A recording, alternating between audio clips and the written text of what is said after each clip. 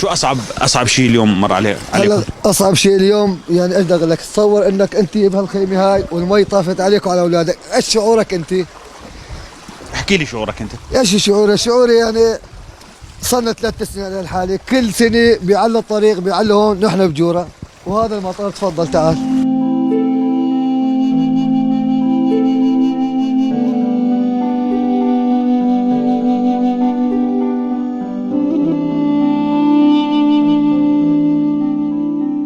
تتجدد المأساة في كل عام. اليوم نحن في أحد المخيمات بمحيط مدينة سرمدة، غرق عشرات المخيمات نتيجة الأمطار الغزيرة التي ضربت المنطقة.